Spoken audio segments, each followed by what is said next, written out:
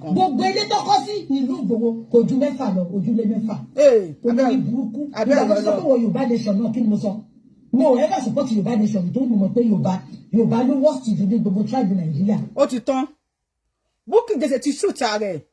Ó ní òun mọ̀ pé Yorùbá ló worst jù nínú tribe Nàìjíríà. Ènìyàn ẹ wá gbọ́ nǹkan tí Bukky Jesse èyí tí ó tó sọ sí Chief Oloye Sunday Igboho àwọn màmí Yorubawuyi àti àwọn èèyàn lógúnlọ́gbọ̀n wọ́n jáde sọ̀rọ̀ o wọ́n dẹ̀ ti sọ̀rọ̀ nípa gọ́vnà Sanwolu pẹ̀lú Seyi Makinde ẹ wo ẹ jẹ́ kí n sáré gbé ilé bọ̀ ẹ̀ka wá gbogbo nǹkan tí wọ́n sọ nínú fídíò yìí ẹ jọ̀ọ́ ẹ má gbàgbé láti bá mi tan bẹ́ẹ̀lì ẹ jọ̀ọ́ ẹ má gbàgbé láti bá mi subscribe so enter tí bá ti ń drop ẹ lè máa rí fídíò yìí. Bukky Jesse, please come and talk about this man. Come and talk about what this man said. Fúlàní tó ń pa èèyàn ní ojoojúmọ́ tí wọ́n pa àwọn èèyàn lójoojúmọ́ tí wọ́n ṣe àwọn èèyàn léṣe tí wọ́n ń jí àwọn èèyàn kó. Àwọn bàbá wọn this governor ilé yìí o governor Sanfara nìyẹn ní 1990 something 19 to 1999 ṣá. Sonny Yerima, if I can remember his name very well. Sonny, a governor, ex-governor, ló ń sọ̀rọ̀ yìí wípé kí wọ́n má pa àwọn Boko. Ó ní torí pé bí ń pa wọ́n ni, ebi máa ń pààyàn kó lọ wá pa ẹlòmíì. No, ọmọ Yorùbá ṣe wà lẹ́gbẹ̀ẹ́ mi. Ebi ń pa àwọn Boko Haram ni wọ́n sì lọ pa èèyàn. Bukky Jesse, are you there? Ṣé fídíò yìí ti dọ́dọ̀ ẹ̀? Can you just come and say something? Can you come out and rain curses on this man? Bó ṣe ń ṣépè fún ọ̀tá Sunday Igboho. Ọlá pé àwọn èèyàn sọ pé ẹ fi sílẹ̀. She speak Yoruba English. Èmi tí mo wá gbọ́ English rárá ńkọ́. Only she speak Yoruba English. What about me? Tell me about English rárá. Now, Bukky Jesse, if you are not out to ṣépè fún Yerima, it shows you are an Alabosian. English tell me gbọ́ nìyẹn, English orí títì. You are Alabosian, Alabo rẹ́bẹ́rẹ́bẹ́, Alabo rúbúrúbú. You are one of those ones tẹ́ pé tá bá rí yín kí èèyàn máa fojú ẹni tí ó skip medication ẹ̀ kí èèyàn máa fi wò yín ni. Now let's hear what Bukky Jesse said. Ọlá pé ìyá yẹn mi ò fẹ́ dá sí ọlá pé ìyá yẹn ọ̀rọ̀ tí ìyá yẹn sọ pọ̀ ni. Ọ̀wàlà asọ̀rọ̀ jáàmù ló ẹgbẹ́ mi pé Sunday Igboho ọ̀wàlà asọ̀rọ̀ jáàmù lórí burúkú ọ̀rọ̀ tó sọ́sọ́sọ́ kò ọ́nì tẹ́gbẹ̀lẹ́gbà bá àkókò rẹ̀ níjànú mélòó gan ni Igboho tó ti ń tà lùbọ́sà. Ẹ jọ̀ọ́ ibo ni ìlú tiwọn? Ibo ni ìlú Bukky Jesse? Ẹ bá mi pè Igboho. Ọlọ́run ni ò jẹ́ kí n jẹ́ ìyàwó Sunday Igboho má ti àìmọ̀ èèyàn tí má ti fọ́ lórí má ti nù ẹlòmíì nínú ibi kẹ́ kú. Ọlọ́run iye abọ́ra jẹ̀bi tó pé wọn ò lè nà tí bá mú ó wà rò bóyá o ṣẹ́ ṣóòyà ni. Àwọn ò kí ń pay attention àwọn èèyàn pé wá gbèjà mi. No, I don't do that. Àyọ̀ sọ Yorubawuyi fi sílẹ̀. Bukky Jesse tá bá gbé ẹ sórí system tá bẹ̀ sí ni analyze ẹ. Ọkùnrin ò ní lè gbà ẹ́ ń tọrọ o. Ṣùgbọ́n tó bá àwọn fans mi sọ pé ẹ fi sílẹ̀. Máa fáwọn èèyàn láàyè ó máa pè o. Tó bá fẹ́ ṣépè máa ṣépè fún ẹ o. Tó bá fẹ́ sọ̀rọ̀ tó bá fẹ́ bú ẹ máa fún ọ láyè máa bú ẹ. A lè má ṣe show mi mọ́ lẹ́nu. Aṣọ show tó kù dọ́là. Máa fáwọn èèyàn láàyè kó kó máa sọ̀rọ̀ gan 5 minutes tó kó máa lò. Ẹ bá mi kàn bẹ pé Sunday Igboho ọ̀wàlà. Ìlà kí ni ìlà jẹ́? Èèyàn kọlà yóò kí ń ṣe anything. But èpè tó ń ṣe yẹn ni. Kí ni Sunday Igboho ṣe tó fi deserve èpè? Sonny Yerima ló mọ kọ́kọ́ play fún ẹ yìí. Tó ní kí àwọn Boko Haram kí wọ́n gbọ́dọ̀ pa wọ́n. Àwọn tó ń pààyàn. Sunday Igboho ti pààyàn ni. Ẹ má ṣe bẹ́ẹ̀ tó nítorí ẹ pé lẹ́kọ̀ọ̀kan náà. Sunday Igboho ọ̀wàlà asọ̀rọ̀ jáàmù lórí burúkú ọ̀rọ̀ tó sọ́sọ́sọ́ kò ọ́nì. Bẹ́ẹ̀ gbogbo most of kí ni ẹ tí mo wò. Ó fẹ́ yàtọ̀ sí mi aláǹkárá 1000 yìí náà because we jẹ́ ọkàn yìí náà ló pọ̀ jù náà wọn. Àyàn ti ní kí n má bù ẹ. Àwọn akàn ẹni wá sọ̀rọ̀ pẹ̀lẹ́. Tó ẹni tẹ́gbẹ̀lẹ́gbà bá àkókò rẹ̀ níjànú mélòó gan ni Igboho Igboho tó ti ń tà lùbọ́sà. Gbogbo. Mọ́tò máa dé Igboho. Ìlàjẹ ẹsẹ̀ odò ẹ máa páàkì mọ́tò sí etí odò. Ìgbà míì máa wá ọkọ̀ ló máa bá yín gbé mọ́tò yín dé ìlú yín o. Gbogbo ilé tó kọ́ sí ìlú Igboho kò ju 6 lọ, ojúlé 6. Olórí burúkú. Ìgbà tó sọ pé wọ Yorùbá nation náà kí ni mo sọ?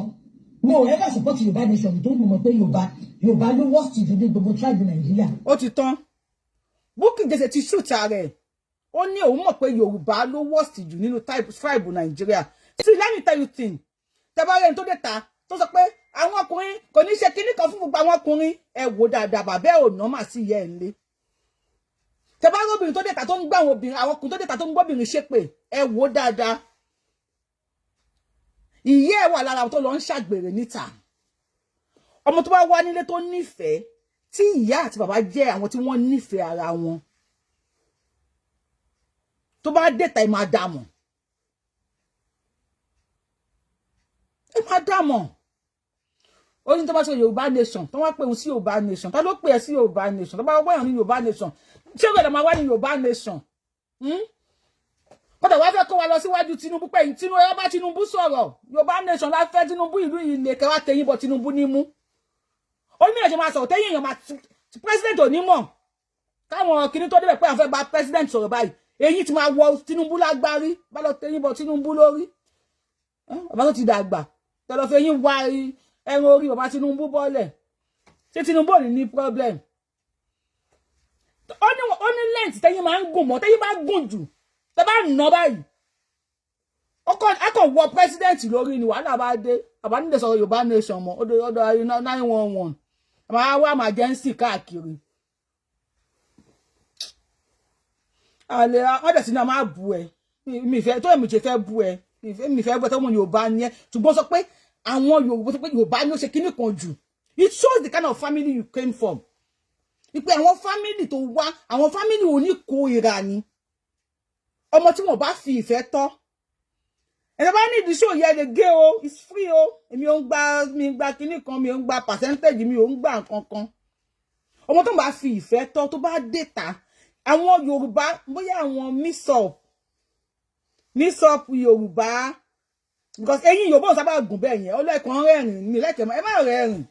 À ń sọ̀rọ̀ gidi ẹ má rẹ́rìn. Ẹ̀yin ò pé jẹ́ àwọn Yorùbá kì í gùn bẹ́ẹ̀ yẹn ni. Ẹ̀yin bàtà wà ní ká máa kọrin kan. Ẹ̀yin ibú sọmọ olórúkọ ṣàgbàdì wèrè. Chon. Ẹ̀yin yẹn pọ̀ Ọlọ́run. Mi ì dẹ̀ fẹ́ bu. Mi fẹ́ bu. Ọlọ́run. Ẹnìkan ní ṣé kì í ṣe pé Pastor Israel bàtà tún ni Pastor Israel àbí Pastor Àgbàlá Gabriel Pastor Israel Ọlọ́run ṣàánú fún wa eyín yẹn náà kọ ṣápá Ọlọ́run ṣá ẹ sọ̀rọ̀ jàre. Ẹ jẹ́ ká gbọ́ nǹkan tó wà lásọ mo ń bọ̀. Ẹ jẹ́ ká gbọ́ nǹkan tó wà lásọ. See, you can see the pain in her. Every pain yẹn wà lára ẹ̀. Pain yẹn Ọlọ́run máa ṣe. Ẹ̀yin ìjọba tún Nàìjíríà ṣe àti yìí nídìí pọ́nrán. Mo máa ń sọ fún yín. Ta ló ṣí géètì wèrè kalẹ̀? Àǹtí yìí máa nídìí pọ́nrán. Mo sọ fún yín o. Eléyìí nídìí pọ́nrán o. Olóyè yín náà pín kó kárí láti fáwọn ìyàwó yín méjì. Ẹ máa tọ̀ káàkiri. Àwọn ọmọ Yorùbá tí ò bá ẹ má jẹ sọ mi fẹ́ bu Ọlọ́run pé mi fẹ́ bu.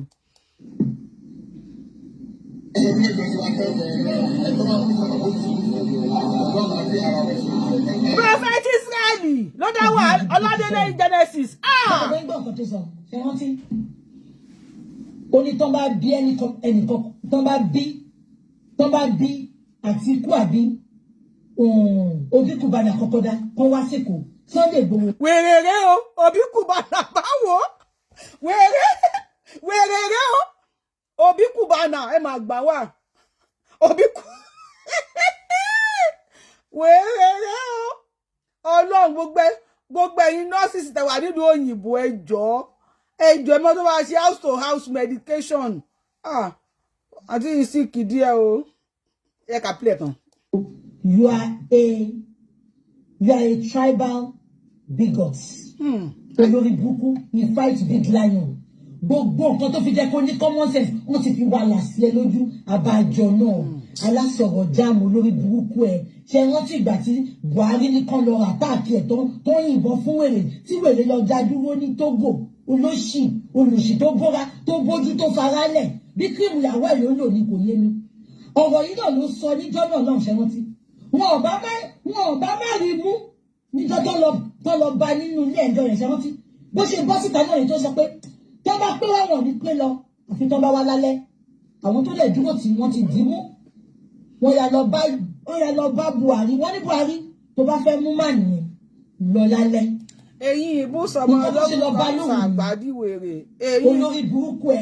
Ẹ̀yin ìbúsọmọ olórúkọ ṣàgbàdìwèrè. Ẹ̀yin ìbúsọmọ olórúkọ ṣàgbàdìwèrè. Ẹ̀yin ìbúsọmọ olórúkọ ṣàgbàdìwèrè. Ẹ̀yin ìbúsọmọ olórúkọ ṣàgbàdìwèrè.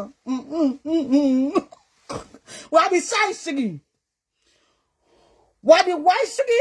Wà di ṣáìṣà. Ẹ jẹ́ ká tọ́ kéwú. Wani shansha shamuga mi fẹ́ búrẹ́dì mi mọ̀ kan tó lé tí mi ṣe fẹ́ bu wani shansha wani shamuga wani shamuga ó fẹ́ ṣe mi ò mọ̀ o Ọlọ́run mọ̀ pé mi ò mọ̀ nítorí àwọn kan tí ń tó ẹ tó ti ń dológbò tó ti ń dejò ó ṣe dológbò kú tọ́ mi ìgbà tó mú ẹ. Ẹ má ṣá ẹyin mọ́ picture Sunday Igboho lórí ẹjẹ nẹnu síwájú yẹn yín lè wọnú orí Sunday Igboho ẹ bá sọ fún ta ló gbé píṣọ Sunday Igboho síwájú yẹn náà ẹjẹ nẹnu yẹn tẹyìn yín bá lọ wo orí Sunday Igboho àgbákòdé nìyẹn o 911 àdèpé 911 níbi tá ẹn tí ẹ sọ̀rọ̀. Olóṣì ọ̀wàlà gbogbo nǹkan tó fi jẹ́ kó ní common sense ó ti fight a big lion olùsì àtàgbárí lọ ti wà láyé wá sójú ẹ̀ o kò ní yẹ àwọn tó alátìlẹyìn fẹ́ẹ̀ Tinubu ló ẹ̀pẹ̀ tó mú ẹ jáde o lè support ẹ̀ bọ̀ wá. ẹ lọ dìbò fún Tinubu ó yá ẹ̀yin APC ẹsẹ̀ nìfìlà àti t-shirt sí mi ẹ̀yin èèyàn ẹ lọ dìbò fún Tinubu kò lọ mọ́lọ́pàá wa ṣàmùgádísítìk ẹ lọ mọ́lọ́pàá wa náà ṣé rèrè tí ẹni súná yín ni Kwankwaso àtòbí wọ́n ti kò láì láti fèsì Tinubu ó tẹ́ pé jọ làwọn báyìí wọn ò ṣe nunu fún ṣé pàtí Sunday Igboho sí Tinubu fi sílẹ̀ kó bẹ̀rẹ̀ sí ní bú Tinubu ṣé ẹ ya wèrè rí iná lè ká máa sàlẹ̀ ń dákẹ́ wà ta ni ẹ̀ bó ló ti wà tayẹlẹ́ náà tayẹlẹ́ ìbọlẹ́lẹ́ ti wà tayẹlẹ́ ìbọlẹ́ ti wà tó kàn kẹ́yìn sẹ́nu eyín bí 99 lẹ́nu wọn ni kó ya wèrè rí ni tó sínwín rí ni ọlẹ́ ká máa sọ̀rọ̀ táwọn bá tẹ́ sí lójú ẹ̀ ní mọ́ alfa o tó pẹ́ tí ń wọ ọ́tàlẹ̀kì tímò ní sin ànílẹ́nu gbọ́rọ̀ mọ́ àwọn tún dàdà lórí tímò àwọn tó tún dàdà lórí tímò ẹgbẹ́ ṣánlẹ̀ náà Sunday Igboho kọ́ ló bá ti ń jẹ́ ìnà kọ́ ló ní ká máa ro kódó náà àwọn ọkùnrin tí yóò bá ro kódó máa fẹ́ tọpọlọ obìnrin Sunday Igboho kọ́ ló ní ká máa rẹ̀ ní irun yìí náà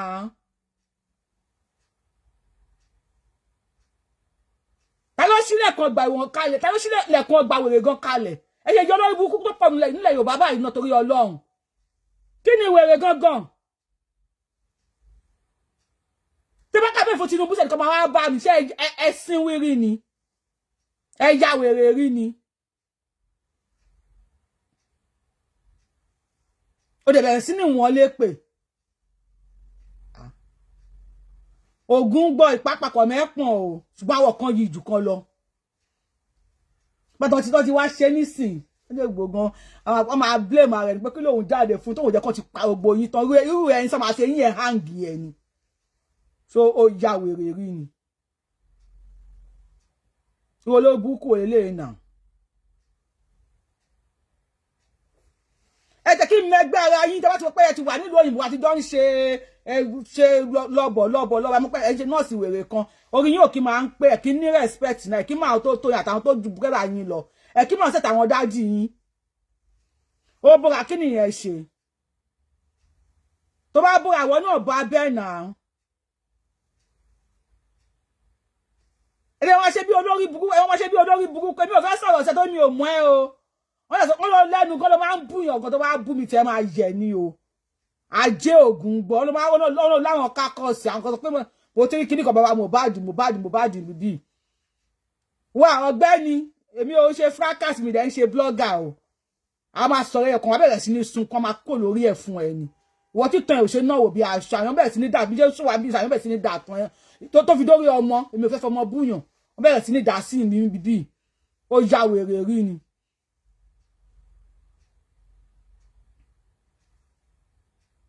ṣé wàá ṣe ẹnu kùdùrù bí ọṣẹ ìyàwó báyọ ẹnu bí ó ń dè arúgbó kílẹ̀tẹ̀nu àti mú ẹ̀dọ́gba náà ó ya wèrè rí ni ọlọ́run bu àmọ̀ tọ́lọ́run fi mú ẹ ọmọọṣẹ́ ọlọ́run ló dá ẹni ó jọ ṣímpasì òwèrè ló jọ o ọlọ́run ó jọ ṣímpasì gan ó dàbí ọ̀bọ gan fáìn jù ẹ lọ wèrè ní ẹni bí a cream ìyàwó ẹ lòun tó bá lo cream ìyàwó ẹ wọn náà lo cream àwọn ẹlẹ́kùn ẹ náà torí pò rẹ ní bá ẹ sùn nísìn ó ti di wàhálà fún ẹ. ẹ pàtẹ ọmú náà sórí íńtánẹ́ẹ̀tì àti lọ wo péèjì gbogbo ọmú lẹ kó síta. tí Sunday Igboho bá fight láyọ̀ gbogbo yan yín ló ń wò lẹ́lẹ̀ yẹn ọlọ́mọ 50 years ni ẹwọ́ yẹn náà ó yẹ kí kírun aláwọ̀ akíbá lọ mú ẹ̀ ń ṣe náà. ọmú tẹ́lẹ̀ fọwọ́ gbá kó dún.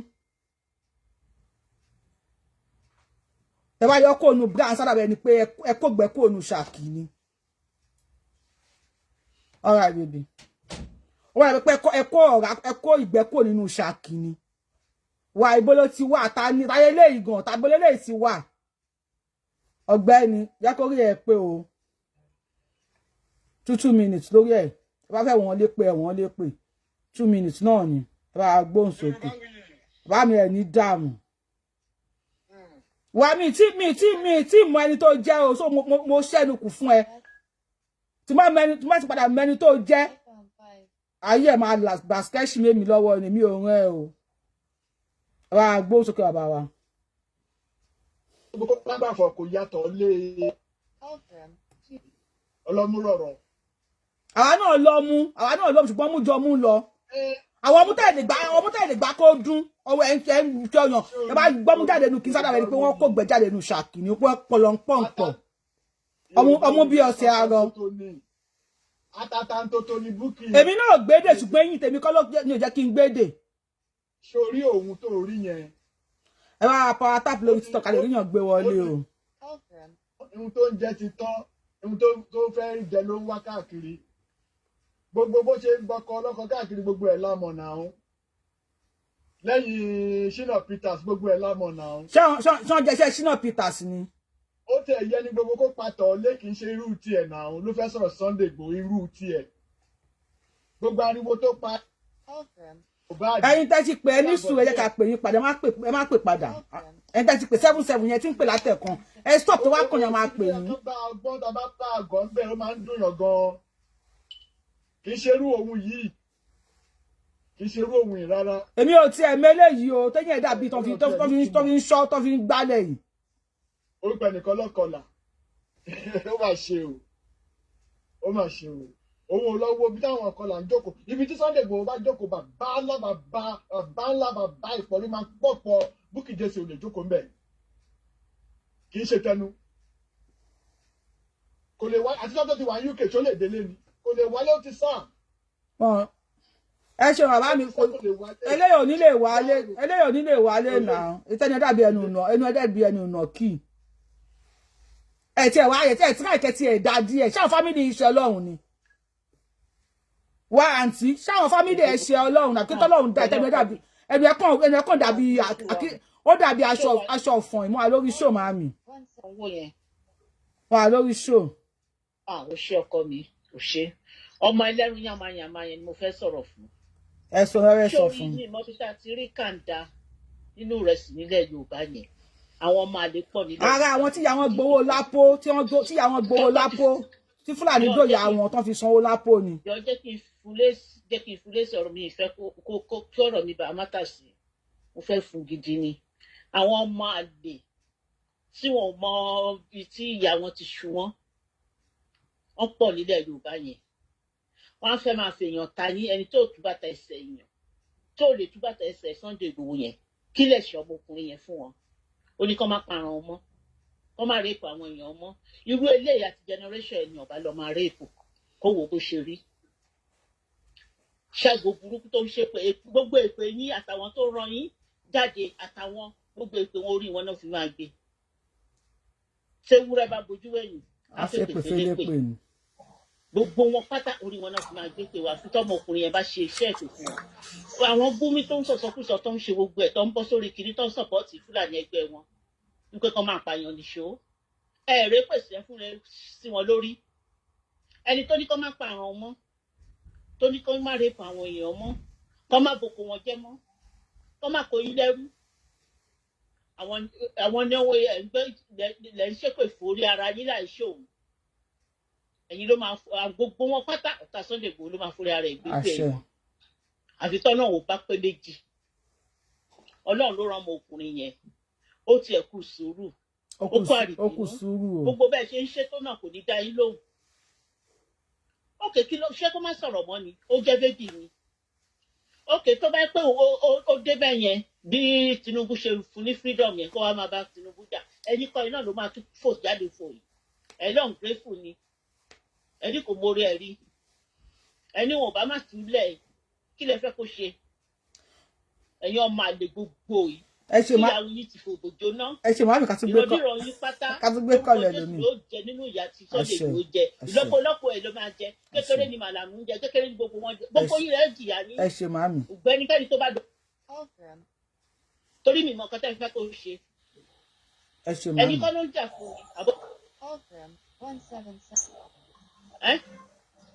Tí máa ń jókòó máa wò wọ́n fẹ́ǹsì eléyìí. Tẹ́ bá lè bá wa mute ẹjọ́ ẹ drop ara yín lórí TikTok. Tẹ́ bá lè bá wa mute kó ń tọ̀hún drop ara ẹ̀ torí Ọlọ́run mo bẹ̀ yín. Àwọn ọmọ àlè gbogbo jàtìjàtì àwọn ọmọ.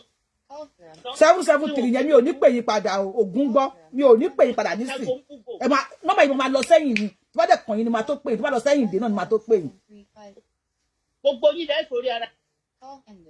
77 yẹn mo like máa frustrate èèyàn o bẹ́yẹn ń pè lórí léraléra mo like frustration yín ẹ̀dẹ̀ kì í ṣàlejò lórí show yìí so ìgbà tí nọ́mbà yín bá tó kó lọ sí nọ́mbà 50 ìgbà ẹni máa tó pè yín ẹ máa pè yín ṣó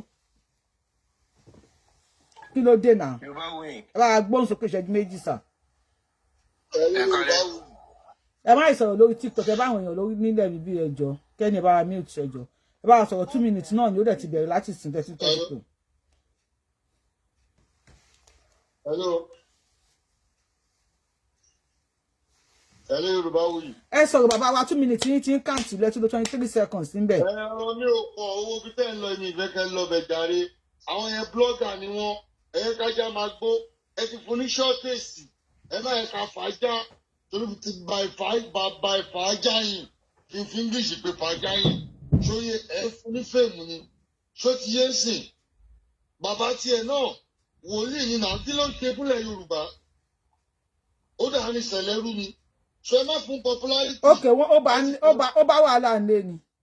Ẹ bèrè bàbá gbèsè nínú sẹ̀lẹ̀. Èmi ò lè bèrè lórí burúkú èèyàn. Ó da sẹ̀lẹ́rú tó fi kú ni. So tẹ bá ń fún ní fame ẹ̀ ń jẹ́ ká máa rí dínkù ara wa ni. Ẹ ti mẹ́nu bà ẹ ká kọ̀rẹ́ tiẹ̀ mọ́ ń pé ká dẹ̀ máa lọ́ tiwa. Blogger ni. Ẹ̀yin ò ń ṣe blogger. Freedom fighter ni. Ọ̀dà ẹ ṣe náà bá mi. Thank you, God bless you.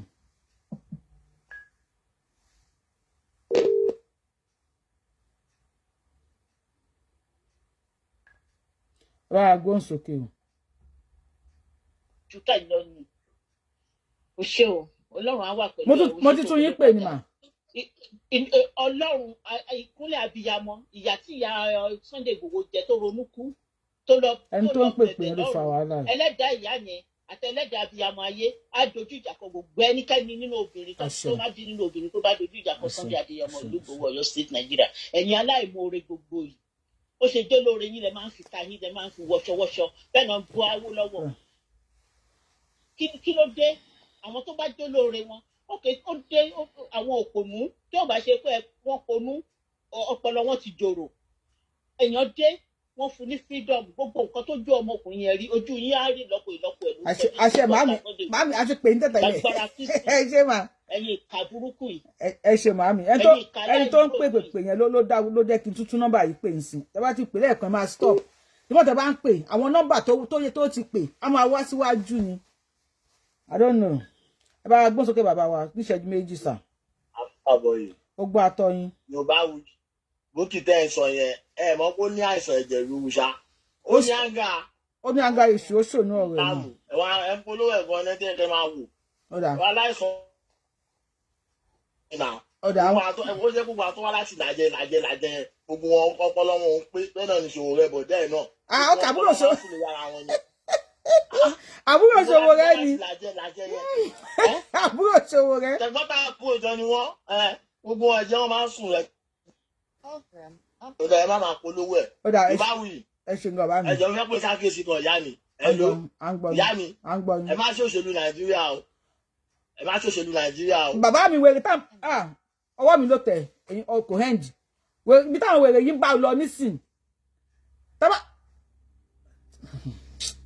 tí n bá campaign fún Tinubu kí ló máa ṣẹlẹ̀ tí n bá campaign fún Tinubu kí ló máa ṣẹlẹ̀ ṣé yìí máa bọ́ta fún mi ni tí n bá campaign fún Tinubu ṣé irú ẹ̀yin máa bọ́ta fún mi èmi ọjọ́ tó máa ń kóyàn mọ́ra jà omi on gang fight o Ọlọ́run tí n bá campaign fún Tinubu kí ló máa ṣẹlẹ̀ gangan ẹ ya wèrè rí ni ẹ jọ Mr. Kenny 2 minutes àyọ tí ká bá sọ̀rọ̀ nípa Bukky Jesse ẹ kà ṣe show gidi tí wọ́n kàn bẹ́ẹ̀ fún Tinubu kí ló máa ṣẹlẹ̀. Yorubawuyi yẹn kálẹ̀. ẹ kú dédé àsìkò yìí sà. Ìgbà tí mo rí wèrè ẹranko tó sọ̀rọ̀ yẹn ó dàbí nugúnugún ó dàbí igún àwọn igún tó máa ń jẹ òkú èèyàn yẹn bẹ́ẹ̀ ló ṣe rí. ẹnu ẹ dàbí òbò tọ́kì tá máa ń jẹ ní Kútọ̀nù nígbà tí wọ́n ṣe ń lọ sí fàyàwọ́. tí ò níran ló ń bá Ìgbòho sọ̀rọ̀ bàbá Ìgbòho sọ̀rọ̀ báyẹn tí ò níran kò mọlé mọ́ ó mọlé ní òwà Nàìjíríà kí ló dé òwà Nàìjíríà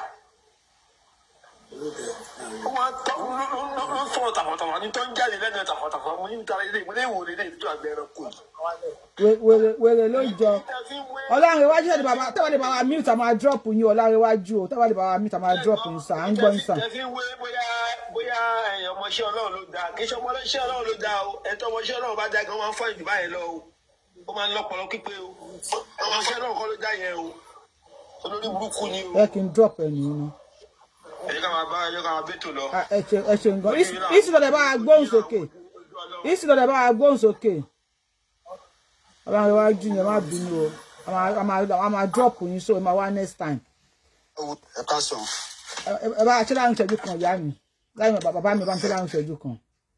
no problem ẹ pé ètò ìrẹ́ ẹ̀yìn àǹtí ẹgbà yìí mo kí gbogbo ọmọ Yorùbá ní lẹ́yìn òde àti nílé mo kí gbogbo yín o ẹ wo gbogbo nǹkan tí everybody sọ ń pa Ìgbòho ṣá ẹ jọ ọjọ́ Ọlọ́run ẹ bẹ̀rù Ọlọ́run náà yín pípò yìí náà ẹ bẹ̀rù Ọlọ́run náà ẹ fi Ìgbòho lẹ̀ o ìwọ tó bá lè jáde kó wá help kó wá support do not talk about that man ẹ fi bàbá yẹn lẹ̀ náà bàbá yẹn ní pé òun ready láti flush ṣé ilẹ̀ ń sọ̀rọ̀ ni àbóhùn ló ń sọ̀rọ̀ the man said I'm ready to flush these people out of the Yoruba land ẹ jẹ́ kó ṣe nǹkan tó fẹ́ ṣe náà let this man do his job security of Sanwolu Igboho ṣá head of security ní Nigeria government gọ́ọ̀mọ̀ ẹ jẹ́ kó ṣe nǹkan tó fẹ́ ṣe náà ẹ̀yin people yìí choose one.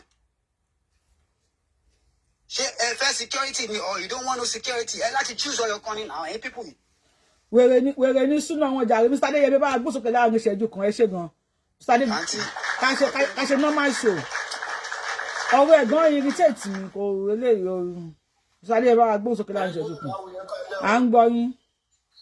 ẹ kálẹ̀ mo kí yín ẹ kúlẹ̀ dásìkò gbogbo àwọn tí wọ́n ń sọ̀rọ̀ sí bàbá Ìgbòho ṣé wọ́n lè dúró síwájú bàbá Ìgbòho kan sọ̀rọ̀ ṣé bá rí gbogbo náà wọ́n ṣọ́ lè sọ̀rọ̀. ṣé tẹ́lẹ̀ bá dó síwájú Ìgbòho ogun ò ní sá ó bá lọ tẹ yín bọ̀gbọ̀ onímú. yàtọ̀ sí kíní ẹlẹ́nu ọmọ ẹlẹ́nu tìlápíà tó sọ̀rọ̀ yẹn àní gbogbo àwọn tó ń sọ̀rọ̀ sí bàbá Ìgbòho. wáò ẹnu ẹ̀dẹ̀ gbẹnu tìlápíà lóòótọ́ o. wáò. sẹ́yìn orí gbẹ́nu Jerry Bukky Jesse, ẹ má jẹ́ kọ́rọ̀ ẹjọ́ inú. Àwọn èèyàn ti sọ ẹ ká ṣe show mi àwọn èèyàn ti sọ ká má jẹ́ kọ́rọ̀ ẹ last person tá lórí Bukky Jesse ni ká lè ṣe show gidi. So gbogbo àwọn tó ń sọ̀rọ̀ yẹn kò sí ẹ jẹ́ kó máa sọ̀rọ̀ orí íńtánẹ́ẹ̀tì náà wà ṣé íńtánẹ́ẹ̀tì orí fóònù tọmọdé bá máa bá àgbàlagbà sọ̀rọ̀ ó máa sọ̀rọ̀ ṣàkà torí kò rẹ tó ń bá sọ̀rọ̀ ṣóyè ni so wọn ò rí bá tí àwọn wọ́n lè dúró sọ́jú ọba Ìgbòho kó sọ̀rọ̀ bó ṣe sọ̀rọ̀ yẹn.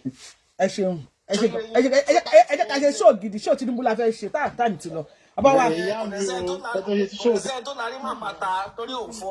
lórí fóònù yẹ sọ̀rọ̀ wèrèrè o slang wa nìyẹn wèrèrè o. Ìrèlè wa sọ sí bàbá Ìgbòho wèrèrè o ẹlẹ́nu ṣàkàṣàkà ẹlẹ́nu chimpanzee. Yorubawuyi ṣẹ́rí ibi tí ọ̀rọ̀ dé yìí bàbá Tinubu ti ṣe oore kan fún gbogbo ọmọ Yorùbá tí a expect so ẹ jẹ́ kí àwọn tó wà máa sọ̀rọ̀ kò ṣe gbìyànjú nínú ẹ̀dùn sọ̀bà. So ó dà bàbá wa ẹ jẹ́ ká kó lọ́rọ̀ tí Bukky Jesse ká ṣe show tó dáa ẹ kí n play so ọ̀dọ̀ Tinubu la fẹ́ lọ now normal show ẹ ká kọ́kọ́ jóná ẹ kọ́ mọ ní ẹ kí Fúlàní fún wa lórí. Fúlàní ni mí ó tó mi mú yàrá àsìkò Fúlàní làwà lọ́wọ́ ó tó mi ní fàárì Fúlàní ni mí àsìkò. Bello tó jí náà máa ń pè bẹ́ẹ̀ tún jí lèmi máa ń pè é eyín ẹ̀dẹ̀ ìjọ yín àti ta pè tán tá jẹ àbí fámìlì ni wọ́n ni ó lè jẹ́ fámìlì tó eyín wọn jọ rí bákan náà bóyá torí ẹ̀ ló ṣe ń jà fún un náà ẹ bá wa ṣe kúdòsì fún àwọn ọmọ ogun kùdùsì ẹ bá wa gbé kùdùsì fún àwọn ọmọ ogun Nàìjíríà ó dàbí ẹni pé lọ́wọ́ ta wà yìí sì Tinubu ti give go ahead ṣẹ́ńpọ́láyé Buhari máa ń pariwo pé wọ́n fáwọn ní go ahead wọ́n fáwọn ní go ahead ní Fúlàní ṣe ń pa wọ́n ṣe ń gbé pa military wọ́n ní Tinubu ti fún wọn ní go ahead nísìn pé anybody tẹ́ bá mú ìyá ẹ̀ pa any one of them tó máa ti ṣe yín bọ̀ tààrà ìyá ẹ̀ pa wọ́n ní Tinubu ti fún wọn ní go ahead congratulations to them wípé wọ́n ṣe àṣeyọrí pé wọ́n tiẹ̀ láyà. Bello tún jìnnà àgbọ̀n kan ní pé àwọn kan ní bóyá ẹ̀mọ̀pá náà wọ́n ń lo oríṣiríṣi àwọn kan ní bóyá lára àwọn tó jẹlẹ̀ ṣùgbọ́n àwọn ọmọ ogun Nàìjíríà ò confirm pọ̀ lára àwọn tó jẹlẹ̀ ṣùgbọ́n ní over 100 of them ni wọ́n jẹlẹ̀ àwọn fídíòs tí mo send sí mi kò ṣeé gbé síta a lè fi hàn yín congratulations to Nigerian military congratulations to President Bola Ahmed Tinubu congratulations to Nigerians so ìyẹn pápápá. Number 2 because we can't lọ jìnnà pọ̀ lẹ́ni number 2 ni Malami ti pariwo síta o ni wọ́n ti fẹ́ já okùn ẹ̀mí un Malami personnel were fully cheated. Malami ṣáà wọ́n ti Malami tó ṣe sàndóró fọdọ Sunday Adéyẹmọ Ìgbòho òòṣà àsìkò ẹ̀san ti dé gbogbo ẹni tẹ́ ń bú Sunday Ìgbòho dàbí ẹni pé ẹ pé àwọn pásítọ̀ yín ẹ pé àwọn àáfàá yín ẹ pé àwọn babaláwo yín kó tó pẹ̀bẹ̀ sí ni máa bú Sunday Ìgbòho ó ní tọ̀hún ọgbà ó ní tọ̀hún ọgbà dájà o májàsọ́lá tọlọ́hún ń bẹ lẹ́yìn fún ó ní tọ̀hún ọgbà dọ̀jà ọmọ aládìkún ọlọ́hún ń bẹ ènìyàn sì tún wà o ẹ bá mi dárúkọ ẹnìkan tó dààmú Sunday Igboho tí ò sínú dààmú by now no ẹ jẹ́ ká gbé eré kúrò ẹ dárúkọ èèyàn kan fún mi lára àwọn tí wọ́n fòrò tí wọ́n fìtínà Sunday Igboho tí wọ́n sí nínú àgbákò bá ṣe ń sọ̀rọ̀ yìí please just ẹjọ́ I'm not joking ẹni tó náà bá ń bínú sí èmi Ayélàgbé Àbẹ̀ní ó lè sọ tiẹ̀ náà o Ọlọ́run ò ní jẹ́ ń yọ́nú sí ẹni tó náà bá wá ń yọ́nú sí èmi Ayélàgbé Àbẹ̀ní tìdílé mi tìran àtàwọn olólùfẹ́ mi Ọlọ́run ò ní jẹ́ ká bínú sí ilé kéwú tèmi lọ àfáà mi ti sọ fún mi tipẹ́tipẹ́ ó ní wọ́n ti pé ta lálábòsí pé Ọlọ́run kì í ṣàbòsí Ọlọ́run ló máa ń ṣàbòsí jù ó ní ó dá àwọn kan ní ẹyin ijú ẹ̀ ẹ bá mi wò ó láti orí àwọn tó ti bẹ̀rẹ̀ gbọ́dọ̀ fìtínà Tinubu ẹ̀rẹ̀hùn Sunday Igboho ní 2023 tí Malami náà wà ń bẹ̀ ṣe bóun ló dúró ipò gbọ́dọ̀ gbá sí Nàìjíríà ní o DSA kábíyèsí Ọlọ́run Mo sọ fẹ́yìn olólùfẹ́ mi ní bàbá mi ẹ máa ṣe àdúrà pé gbogbo tó bá ti náwó aburú sí yín kí ni iṣẹ́ kó dojú ìjà kọ. Àwọn èèyàn kí ń rí wọn kí ń rí àdúrà tí mo prayer point tí mo fún yín yẹn àwọn èèyàn kí ń rí bí nǹkan kan. Àwọn alágbára wà nínú ayé. Mo tó náà bá lè gbàdúrà ẹ kí ni iṣẹ́ kó dojú ìjà kọ. Government of Nigeria ní àwọn mọ̀lábí fi fìtínà Sunday Igboho ni wọ́n fi dá Sunday Igboho láàmú ni wọ́n fi fòrò wọ́n fẹ́ já okùn ẹ̀mí ẹ̀. Àwọn DSS EFCC gbangbangba tó ń gbòǹgbò àwọn yìí ni wọ́n fi fìtínà Sunday Igboho. Èso ti wá pàdídà ó lé ajá. Tó bá ń gbọ́ back to sender tó lágbára back to sender tó ta. Oloye ẹgọ́ṣẹ́ fún mi. Sunday Igboho gé ọṣẹ fún mi torí jọ́ ti bá gba yín mú báyìí. Àwọn ìyàwó yín wọ́n máa bẹ̀ mí báyìí náà àfi tẹ́ bá gé ọṣẹ fún mi kí tó fi yín sílẹ̀. No, ẹ máa wà àwọn back to sender kan wà tẹ́ pé wọ́n ní agbára. Ó lè ní lára kó má mọ̀. Àwọn míì tó pé bàbá tàbí ìyá ló máa ń ṣe fún yàn bí wọ́n ti gbọ́ ọmọ láti kékeré wọ́n á ti ṣe fún. Àwọn kan tẹ́ pé máa ń gbé wá látọ̀run ní o. Ní Yorùbá ṣe máa ń pariwo pé ẹyin tó bá forí sọ àpáta máa ń fọ́ ni. Malami, kọjá bí careful lápá ti waste time díẹ̀ ni o. Àbá play àtọ́ lọ sílé ẹ̀. Àbá play ẹ̀ délẹ̀ fún yín. Bẹ̀tẹ̀ ká play lè tó ti lọ sọ̀rọ̀. Àwọn wọn intimidate wọn. Ó láwọn intimidate fa ṣe gbọ́ pé wọ́n ti tilé Malami pa. After tí Àtíkù lọ kínílé. Àtíkù lọ kínílé ni o. Àtíkù ẹgbẹ́ Fúlàní ṣé ní nínú ṣe máa ń bí mi tí n bá rí àwọn ìwà tó ń ṣe bí olórí burúkú àwọn 1% ló ṣe bí olórí burúkú lẹ̀ Yorùbá o 99% tó jẹ́ olórí ilẹ̀ Yorùbá. Àwọn Àtíkù wọ́n lọ ṣe meeting káàkiri ní Fúlàní bó jẹ́ máa wọ̀n sí ti Tinubu òun náà ń bá ká. Tinubu ò lè rí ìjọba yẹn ṣe. Ẹ má ẹ̀ka tanra wa. Bàbá Tinubu kí ni yìí ó ti bóró. Àwọn Fúlàní yìí ò ní jẹ́ kẹ́ rí ṣe. Because wọn ò ní fẹ́ kẹ́ gba kùdùsì ni o. Ṣùgbọ́n wọn ní kùdùsì la máa fún yín. Wọn ò ní fẹ́ kẹ́ gba kùdùsì yẹn. Nítorí pé wọ́n mọ̀ pé tẹ́ bá ti gba kùdùsì yẹn tí ìlú bá ti dá. Àwọn agbésùnmọ̀mí àwọn wọn ò ní ríṣẹ́ ṣe. Now ẹ wo Malami. Ẹ wo Malami bó ṣe ń fòrò. Ẹ rántí Gúnmi. Ẹgbẹ́ Gúnmi náà fìtínà Sunday Igboho. Ẹ wo Gúnmi tó lọ sí ọmọ Sunday Igboho sí prison. Gúnmi lọ sí ìlú Igboho ó lọ ń ya fọ́tò pẹ̀lú àwọn àfáà alẹ́ Yorùbá. Ó lọ ń ya fọ́tò nílùú Igboho. Gúnmi ọ̀hún dàdé ní sìn. Wọ́n ìmọ̀ ọ̀rọ̀ tó máa sọ tó máa fọ́ ọgbẹ̀ lójú lọ́jà ń wá káàkiri. Àtíkù lọ sílé Malami. Àwọn náà wọ́n máa ń tíráàkì èèyàn náà. Ìbá wọn tíráàkì Sunday Igboho. Bí wọ́n tíráàkì Àtíkù náà ni o. Bóyá wọn tíráàkì ẹ o. Òbí náà lọ kí àfọ́ àkànlé Obidini. Ẹ̀yin ọmọ Igbo congratulations ká tó padà sórí ọ̀rọ̀ Malami. Ṣé ẹ òbí yẹn ń tẹ̀ wọ́n sì máa mú òun náà. Gọ̀ǹgọ̀ṣù. Ẹ̀yin ọmọ Igbo.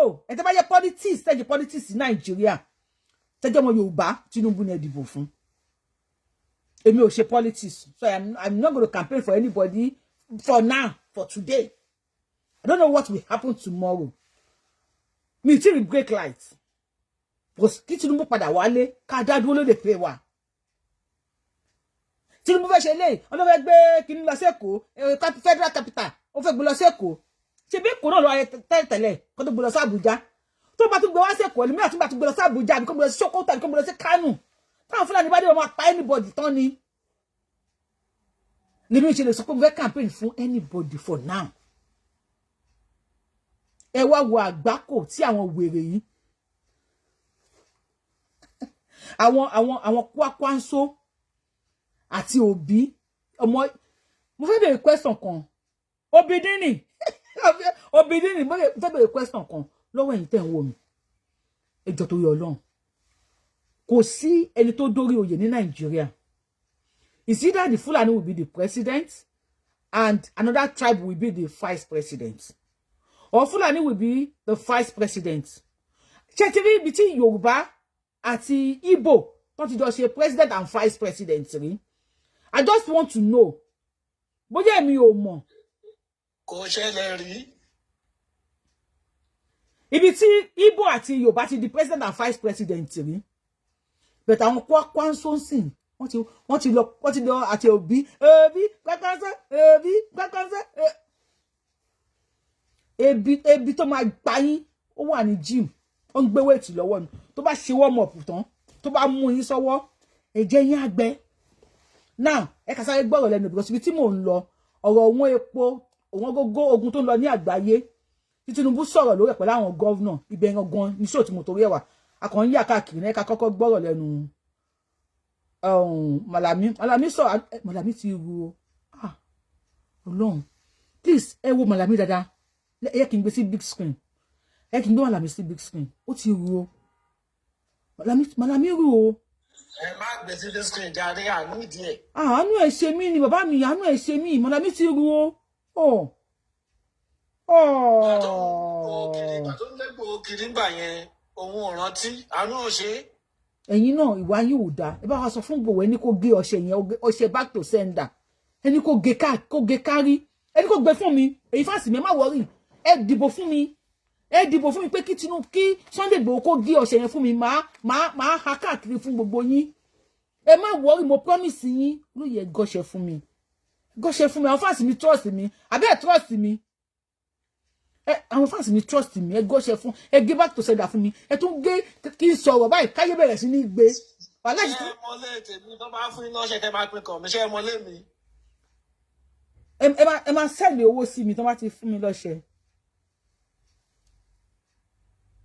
Hello ẹ máa sẹ́ẹ̀lì wàhálà máa tà ní Oloye tó bá ti fún mi lọ́ṣẹ máa bẹ̀rẹ̀ sí ní tàbá fans mi $1 million èèyàn kọ̀ọ̀kan ẹ ká gbọ́ lẹ́nu Malami. They were personnel that were fully kitted, fully armed, and very intimidating and harassing my immediate family members to the effect that they came to serve letters of invitation. Wow. So they were fully armed and they were harassing his immediate family. Abẹ́ẹ̀rẹ̀ Ọlọ́run bọ́lá já sí báyìí abẹ́ẹ̀rẹ̀ Ọlọ́run. When they went to Sunday Igboho's house, were they not fully armed? Were they not fully armed when they went to Sunday Igboho's house? Abẹ́ẹ̀rẹ̀ Ọlọ́run. Trust me. Wàláhì àwọn fásitì mi yóò dá. Ọlọ́run trust me kó lè má gbọ́ṣẹ́ fún mi. Trust me. Jẹ́ trust me yẹ kí n gbọ́ṣẹ́. But lọ sílé Sunday Igboho. Àní ẹ máa fi sí prayer point. Gbogbo ẹ̀yin fásitì Yorubawuyi. Tí n bá sọ̀rọ̀ fún yín, ẹ máa gbà, ẹ máa ní Ọlọ́run o. Gbogbo ẹnikẹ́ni èèyàn kéèyàn wọ́n tó kó máa dà mí láàmú Ọlọ́run Elédùmarè jẹ́ kí irinṣẹ́ kó dojú ìjà kọ bá prayer point tó bá prayer point ayé ṣe bí EFCC DSS MSS yìí làwọn Malami lò nígbà tí Buhari wà ń power ṣe báwọn DSS ló máa bójú bomú nínú ọ̀rùn burúkú wọn á lo mask láì kó fẹ́ lọ kidnap ṣe báwọn ilé lọ sílé Sunday Igboho tí wọ́n lọ ń fi tí wọ́n Sunday Igboho lójú ìyàwó ẹ̀ báyìí lójú àwọn obìnrin nínú ilé ṣe báwọn yìí náà kó 12 disciples Sunday ẹ̀dọ́ pé ẹ̀kọ́ ní sùúrù jàre ni wọ́n kó 12 disciples Sunday Igboho lọ sàbújá ó mà ṣe o ẹ̀wọ̀n tí Sunday Igboho lọ Tinubu Malami náà tó náà mọ́lé ẹ̀wọ̀n kó ti Malami mọ́lé 99 days ló lò ṣèbí ẹ̀wọ̀n kú tọ́nu tẹ̀ ní Sunday Igboho lọ tí president tẹ̀ yọjú sí Sunday Igboho aláẹ̀wọ̀n Nàìjíríà ni Malami lọ 99 days ọ̀nà ẹ̀dẹ̀ ṣe mí. Àwọn Malami ṣe mí ìkúnlẹ̀ abiyamọ o irinṣẹ́ tí wàá dojú ìjà kọ o ọlọ́mọ yẹ kó ṣe irinṣẹ́ mi dojú ìjà kọ mi Jésù o àwọn alálẹ̀ ẹgbà mi. They were personnel that were fully kitted, fully armed, and very intimidating and harassing my immediate family members to the effect that they came to serve letters of invitation. So letters were eventually served, not only in respect of the house where they found me, but then my other multiple houses and business premises were all embedded today, being the 23rd day of March 2026, by personnel that claim to have come in from EFCC. I find that attitude very amazing and very perhaps... Only one invade Leon. Ní March 2020 kílẹ̀ ní 2024 lè ní 23 lánàá 2026 April 1st 2021 ọjọ́ náà rèé bí àná tí gbogbo ọmọ Yorùbá ń yàgbẹ́ tá ń yàgbẹ́ gbóná ọjọ́ náà rèé bí àná. If you want to watch it, please come on YouTube. Come on YouTube, woman. My flip camera. Please come on YouTube. And don't put me in my block you. That person that is calling me, I will block you. Please stop. Stop. And she show lower. Stop, please. Ejo. Ẹ má bínú torí Ọlọ́run mi rude. Ẹ má bínú. Ejo. Abi, mama mi kọ́ ni. Tani ko lọ invade le Sunday Igboho. Ẹ̀san ake o. Gbogbo ẹ̀yin àṣebàjẹ́ ẹ̀san máa ń wà o. Ìgbẹ̀yìn lójú. Ẹ̀san ake o. Mami ni kí bá ṣe show mọ̀. Wọ́n ní èèyàn 92 ló turn up nínú 360 kíní kan bá wa turn up. Mami ni kí bá ṣe show mọ̀. Mami Grace.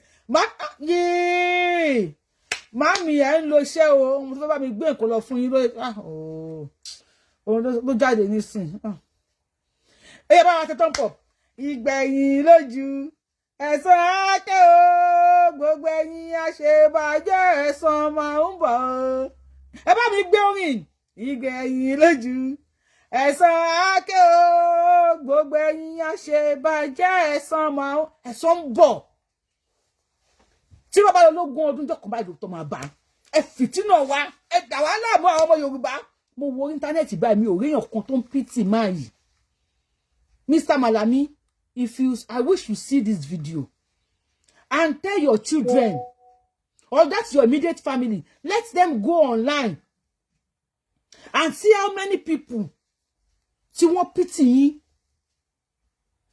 Even though many are saying they don't like what Tinubu did, they don't like what the DSS, but they are saying karma is real. Now, wow, say karma ni lóòótọ́. Uno want intimidate our family. Mo ní fídíò yẹn lọ́wọ́.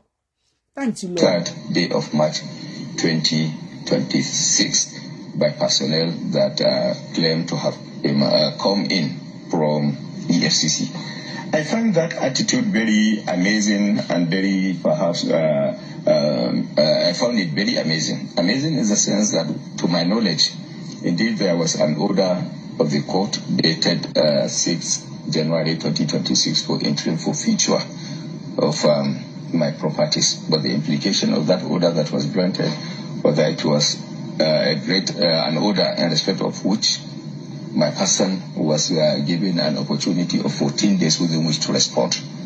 Now the issue is we have responded, we joined issues before the court, and filed an application for such order to be set aside. Well, the fact that insinuations associated with the unfolding drama honestly points to a clear direction of political motivation. Even as of today, as you rightly know, a lot of people are coming around to show their solidarity arising from the fact that they were of the view and opinion that the undertones associated with my detention in custody for over 99 days, contrary to what is tolerated constitutionally of 48 hours without being charged to court, were indeed actions that are not only arbitrary, but then that now points to a direction of political intimidation. But the fact that among the people that paid a courtesy visit, a solidarity visit to my house, today, being the 23rd day of March 2026, where the former Vice President of the Federal Republic of Nigeria, Wazir Adama Alhaji Atiku Abubakar, and then the EFCC came over to invade my property, to invade my premises shortly thereafter, points to a clear possible calculation, possible conclusion that the matter, indeed the actions were politically motivated. They invade my house, they invade my property. Mr. Malami, just ask for forgiveness. We all only dáríjì and ask for forgiveness. That wà ọmọ Yorùbá. Ọmọ Yorùbá tó bá béèrè fún forgiveness ẹ máa dáríjì. I don't know, mi fẹ́ gbẹnu yín sọ̀rọ̀. Now, bí tá lọ gangan. Ẹ pé mo ṣe kíni pápá ni mi sọ púpọ̀ lórí ẹ̀, mo lè ṣe short video tí máa sọ̀rọ̀ lórí ẹ̀. Please, tí Malami bá tọrọ àforíjì lọ́wọ́ èèyàn ọmọ Yorùbá, because these people, they don't even know the kind of people Yorùbá are. Ọlọ́run ẹ gbà bí ṣe sọ fún yín Yorùbá. Mo believe pé àwọn alálẹ̀ Yorùbá ti dìde. Ọlọ́run àti ṣòro ṣe. No, láti lẹ̀ no aṣòro ṣe o. But Yorùbá tó ti wá di aṣòro ṣe gan nísìn. Yorùbá ti ṣòro ṣe o. Yorùbá ti ṣòro ẹ má fìyà jẹ wá. Ẹ̀yin àgbàgbà wa ẹlẹ́n látara Malami. Tinubu àkànbí ọmọ olódò dẹ mo kò sọ pé máa campaign fún yín pé lọ́ba Murphy làwa ni. ọlá nǹkan tí lady yẹn sọ ló bí mi nínú mi lè campaign fún yín for now mi lè sọ lè tó máa mọ́ ọ̀la o ṣùgbọ́n mo fẹ́ rí nǹkan tẹ́ ṣe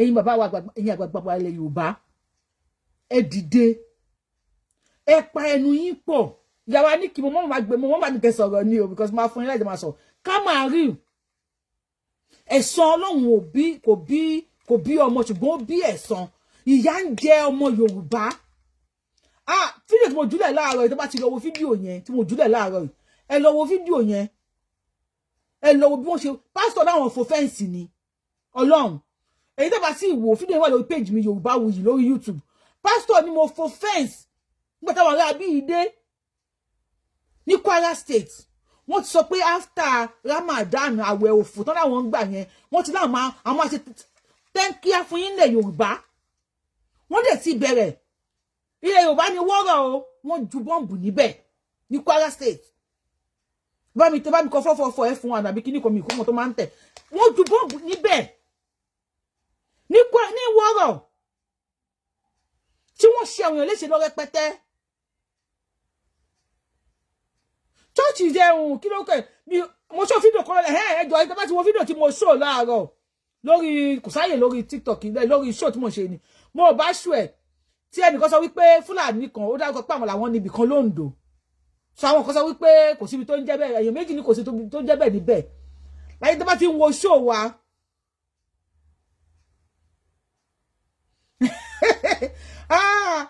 wọ́n ti bínú tán wọ́n ní bo ni Malami ti rí owó tó fi kọ́ wọn ilé ńláńlá yẹn as a public officer wọ́n fàájá wọ́n ti fàájá o Malami ẹ gbọ́ wọ́n ní as a public officer where did you see that money tó fi kọ́ àwọn ilé ńláńlá tó kọ́ yẹn bó ló ti rí àwọn owó yẹn wọ́n ti fàájá mọ́ mi lọ́wọ́ Malami fún alẹ́ sí we need reply ẹ̀yin àgbà ilẹ̀ Yorùbá ẹ wo ohun tó ń ṣẹlẹ̀ sí àwọn tí wọ́n ń fìyà jẹ wá nílẹ̀ Yorùbá mo máa ń sọ̀rọ̀ kan mo kẹ́ máa wò mí ẹ máa rẹ́rìn-ín pé mo sọ pé ìjà tó ń jẹ tálíkà lọ́wọ́ ó wà ní gym ó ń gbé wéètì ni tó bá mú ẹ̀yin olówó sọ́wọ́ ẹ̀jẹ̀ yín máa gbẹ Ọlọ́run ọ̀rọ̀ tí mo sọ yẹn ó rí Malami ó tó bá sọ fún Malami pé nínú Nàìjíríà yẹn ó máa fòró máa fìtínà máa dààmú báyìí Malami máa jiyàn tí unfortunately tí ìjọba bá fi lè kó lọ́wọ́ Tinubu because Tinubu lè lò for life tó bá bọ́ sí ọwọ́ àwọn Fúlàní gbogbo ẹ̀yà àgbà wa yẹn ẹ tètè kó ẹrù yín bóyá Kútọ̀nù lè máa gbà bóyá Tógò lè máa gbà bóyá Màdúgùrì ẹnà kó sí wọn lọ́wọ́ ní Màdúgùrì wọ́n lù yín wo èyí wá sùn kélélé wọ́n lù yín ebi ń pa àwọn ọmọ Yorùbá àsọ fún ẹ̀ àwọn tó wà nílùú òyìnbó ẹwù ọmọ ṣiṣẹ́ ìdí ẹ̀ lómi ti wọ́ báyìí ọ̀rọ̀ tí mo sọ lẹ́ẹ̀kan pẹ̀lú àǹtí yẹn ọmọ mi wà nílùú òyìnbó yìí tó jẹ́ wípé kò rẹ́ni bá sùn ẹlòmí ò rẹ́ni bá sùn mo ò ṣàwàdà ó ẹlẹ́rìí bóyá àwàdà ni mò ń ṣe ẹlòmí ò tó ń tẹnu mọ́ bá sùn ṣó ń jẹ ni ìbásùn máa help mental health èèyàn ká bára wa sùn ẹ̀yin náà mọ̀ ẹ mọ̀ ẹ láwọn tó jẹ́ doctor náà ó máa help mental health àwọn èèyàn ti máa pé àwọn ọmọ Nàìjíríà gbà wọ́n kàn bọ́ síta wọ́n máa ṣe pọ́nlá pọ́nlá àwọn òun náà pọ̀ jù nílùú òyìnbó kì í ṣe àwọn ọmọ Yorùbá wà nílùú òyìnbó ni àwọn ṣàtìpò kó tó gba paycheck kí ẹ báyìí wọ́n ti gbé list fún ẹ àǹtí mi grandpa fọrùn kọ́ bá bu àyà mọ́mí wa grandma wọ́n lóyún wọ́n fẹ́ bímọ wọ́n lè bọ rúùmù àwọn táwa nílùú òyìnbó gan orí ń ta wá àwọn tó wà nínú wọn kì í ṣe oníbàárà o kò kì í ṣe pé gbogbo wọn fẹ́ tọrọ kì í ṣe gbogbo wọn lọ̀lẹ mẹ́ni ṣiṣẹ́ ti dẹ wọ́n ti di ọ̀lẹ ẹ ti fòró wọn ti fàyè ní wọn lára ẹ ti pa àwọn èèyàn sára tó bá mú yín sọ́wọ́ Sambisa lẹ́yìn máa sáré wọ́n kó yín lọ Sambisa wọ́n lọ máa fi ṣàtìpó níbẹ̀ ni ẹ jẹ́ ká tètè báyìí máa ṣe ẹ panu pọ̀ Tinubu ò bá Ọbásanjọ́ ṣe Ọbásanjọ́ ò bá Adébánjọ ṣe Adébánjọ náà ti kú tẹ mọ orúkọ gbogbo yín jàre Afẹ́nifẹ́re ò bá kíní gbogbo differences tẹ̀tì ní pass ìrèsì ẹ̀kú lọ́kàn ẹ jà fún ilẹ̀ Yorùbá. Àwọn tí wọ́n lọ Balógun Ọdẹ́rìn lọ àǹkó wọ́n jà fún ilẹ̀ Yorùbá lẹ́yìn ṣe ń pera yín lọ́mọ Yorùbá lẹ́ni.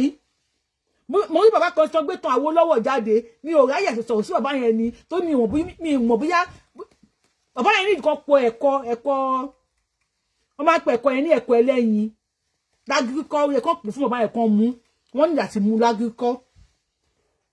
Ṣé kò sí ní Awólọ́wọ̀ jákè ní kan lẹ̀ ṣé kò ní nǹkan mi fẹ́ yẹn tẹ́jẹ́ gbàgbà wà ní Yorùbá ṣé kò máa bá nǹkan mi dé. Ìyà ń jẹ Yorùbá ìlú òyìnbó táwa kò easy Nàìjíríà kò easy wọn ò nílé wá sí kọ́sọ́kọ́ fún máa bọ̀ ńlé èlùmẹ́rin lẹ́yìn kan ṣe fídíò wọ́n ní káwọn Israel máa lọ sí Nàìjíríà ó ní kóun yakú sí Israel ló bẹ́tà kóun kú sí Nàìjíríà lọ. Tára yóò bá wúlò máa rántí èrò ọ̀run àìwúlò ẹ̀yin ará ayé tẹ́jẹ́ ẹ̀yin àgbààgbà wa ló yẹ ká máa rántí èrò ọ̀rẹ́ pé mi ò ní bú yín ṣùgbọ́n máa sọ̀rọ̀ ẹ dẹ́kun torí ọ̀rẹ́ tí ẹ wọ́lá pé mò ń ká lòlò ẹjú ẹ pẹ̀lẹ́ ẹ̀yin bàbá wa ẹ wọ́lá pé mò ń ká lòlò pé by force mo fi ń sọ̀rọ̀ ẹ tí ẹ wo yẹn mọ́ mi lára ètò torí ọlọ́ ẹ bá wa yanjú ẹ̀ tí Fúlàní bá débẹ̀ àwọn táwa ń lo òyìnbó káyà tẹ̀ pa sí níbí tó máa ń fún wa ní kòró káyà máa mú mọ́ra àwọn tó wà ní Nàìjíríà kan di ẹrù wọn Badagry kó gbàjà sí Kútọ́nù àbí Lómè kó lè máa sá lọ.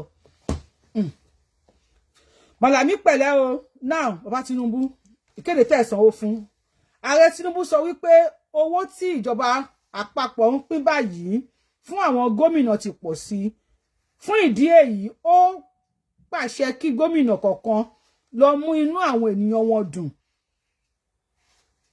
Àwọn gómìnà gbọ́dọ̀ máa ṣèrànwọ́ fáwọn ènìyàn ìpínlẹ̀ wọn torí ọ̀wọ́n gógó owó epo yẹ kí n tún kà. Àwọn gómìnà gbọ́dọ̀ máa ṣèrànwọ́ fáwọn èèyàn ìpínlẹ̀ wọn nítorí ọ̀wọ́n gógó owó epo. Epo tí wọ́n ní everywhere báyìí due to ogun tó ń ṣẹlẹ̀. Epo yes I saw a right video. Epo tí wọ́n káàkiri àgbáyé nísìn torí ogun tó ń ṣẹlẹ̀. Now Tinubu wá ní pé kí àwọn ọ̀nà ti fún àwọn governors lówó. Ẹ̀yin mi ẹ bá mi pín fídíò bá fẹ́ gé bí ẹgẹ ẹ lò. Wọ́n lá ẹ má bínú ẹ jẹ́ kí sọ̀rọ̀ kan. Okay sir. Gbogbo àgbáyé kọ́ ni epo tiwọn. Gbogbo àgbáyé kọ́ ni epo tiwọn. Okay sir. Libya epo 1 litre tí wọ́n tà Libya ó jẹ́ 30 naira owó Nàìjíríà. Ṣó yé yín so kò ṣe gbogbo àgbáyé. Ó dà bàbá wa ní kì í ṣe gbogbo àgbáyé ni epo tí wọ́n torí epo wọn níbi tèmi wà l'Amẹ́ríkà bíbí ló jẹ́ kí n sọ pé gbogbo àgbáyé lepo tí wọ́n epo wọn níbi tèmi wà ní bíbí ẹjọ́ torí Ọlọ́run bàbá Tinubu ẹni 1,335 per litre God bless bàbá mi. Yes mo ń bọ̀ so ẹjọ́ bàbá Tinubu ẹ̀yin èèyàn mi mo bẹ́ẹ̀ rò bí mo ṣe ń rò gọ́vnà Seyi Makinde sìn wọ́n ní àwọn ti fún àwọn òṣìṣẹ́ ìjọba ní 10,000 naira wọ́n náà máa fún àwọn òṣìṣẹ́ ìjọba ní 10,000 naira láti fi subsidize epo tó wọ́n. Tinubu ní àwọn ti fún àwọn governors ní owó àwọn ti jẹ́ kí owó táwọn fún wọn kó lékún sí. Seyi Makinde gave àwọn òṣìṣẹ́ ìjọba ní 10,000 naira ìyá aláta tó ń lọ sí mile 12 ńkọ́ iye elépo kọ́tẹ́bì kan wàá rò ní pápá káwọn ilé bá wa dá sí ni wípé Tinubu subsidize hajj subsidize hajj kó owó fún gọ́vnà ìlú kọ̀ọ̀kan mọ owó ìtẹ́bi subsidize hajj what about àwọn nǹkan tí alówó Nàìjíríà o má ẹ̀ka tanra wa what about BVN oníkálukú tí ẹ̀kọ́ bá bú Tinubu nísìn àwọn DSS wọ́n máa track by BVN ló link mọ́ account number back account number oníkálukú. President Tinubu Yorubawuyi lórúkọ mi I am advising you ní kíní kan tẹ́ ẹ̀ sanwó fún advice tẹ́ ẹ̀ sanwó fún BVN oníkálukú 10,000 lẹ́fẹ́ fún wọn ní 20,000 lẹ́fẹ́ fún wọn ní why tí for the very first time pé gbogbo ẹni tó bá ti ní BVN àwọn ọmọ pàwọn yẹn wọ́n lọ sí àkáǹtì kúrò kí wọ́n fi 20,000 naira síbẹ̀. Bàbá Tinubu ẹ̀ka ẹ̀ṣọ́ ẹ̀ka owó ẹ̀ka ẹ̀ṣọ́ kẹfì 20,000 naira sákàǹtì oníkálukú ṣé ẹ lè ṣe ni why tẹ́ ṣe why tẹ́ subsidize epo báwo lè ṣe subsidize epo ẹjọ́ ìyẹn wa àmọ́ fún iná ìkẹbà wa dá sí ọ̀rọ̀ epo gangan ni mo mú wá advice tèmi nìyẹn o pé subsidy ẹ bá wa yọ subsidy lórí epo Nàìjíríà ní epo ìyà ń jẹ àwọn èèyàn Tinubu akọbí ọmọlódò sledgehammer people are suffering àwọn èèyàn ní bífi àṣẹ bífi ẹ̀ náà àbẹ́nà ẹ̀ náà máa ń pè ẹ má yẹ kí n ṣe bífi ẹ̀ ní àbẹ́nà ẹ̀ ẹjọ́ kí ló ní kí n má káǹtì àwọn èèyàn please ẹjọ́ kí ló ní kí n má káǹtì àwọn èèyàn ṣé bífi ẹ̀ ní why giving the governors God bless you ṣé bífi ẹ̀ ní ló lùkù ṣé bífi ẹ̀ ló ní kí n má káǹtì àwọn èèyàn ní àbí NIN Tinubu I am advising you why giving the money to the governors why 30 ribi tí bọ́ọ̀bù ti ṣe lọ́dọ̀ fẹ́ni kan ní 50 billion tó ní 30 billion lẹ́ fún un at the end of the day àpapọ̀ 4 billion ló jáde ẹjọ́ ẹ má pa àwọn èèyàn tó bá lè BCN God bless you tó bá lè ti mú ẹ̀hún epo wọn gbogbo oúnjẹ ló máa wọ́n kí ni 10,000 naira lè rà níjókòó ẹ̀kan àwọn èèyàn fi 10,000 naira jẹun nísìn ọba Tinubu ẹ lè wò pé ẹ mọ̀ wípé ebi ń pa àwọn èèyàn Yorubawuyi lórúkọ mi mo ń sọ fún yín pé ebi ń pa àwọn èèyàn Nàìjíríà 10,000 naira kò tó family of 4 níjókòó ẹ̀kan okay wọ́n tiẹ̀ manage ẹ̀ bẹ́ẹ̀ ẹ bá wọn fi sí BVN ni wọn Seyi Tinubu I am calling on you Seyi please talk to baba gbogbo ráìsì ìdìríkà kan half ìdìríkà fún ráìsì tẹ́gbẹ́ káàkiri tẹ́ nísìn ẹ bá fẹ́ lọ fún àwọn èèyàn ní ráìsì ìdìríkà kan bóyá 1,000 naira mo kàn sọ ni o ní ìdìríkà ráìsì kan ẹ bá wá mú 700 ẹ bá fi ṣe pósítà ẹ bá fi gbé picture yín sára báàgì ráìsì ẹ fún àwọn èèyàn wáyé tí ẹ pa gbowó yẹn pọ̀ kẹ́níkà yẹn máa gbé bá fún wa kẹ́ máa wọ̀n sínú ẹ̀ fún wọn ọ bẹ́tà sí gbogbo ráìsì tẹ̀ ń pè gbogbo èèyàn kọ́ ló ń jẹrú ẹ̀ ẹ bèrè BVN àwọn èèyàn Tinubu ẹ bèrè BVN àwọn èèyàn kẹ́ sẹ́ndì owó síbẹ̀ fún wọn Yorubawuyi lórúkọ mi o mo dúró báyìí for now ẹ bá wa dá sí ọ̀rọ̀ epo yìí mẹ́kàwé bá mi dá sí ẹ bá wa dá sí lórí Mr. Adeyemi ẹgbọ́n sókè. kí ló dé tí ẹ ń sọ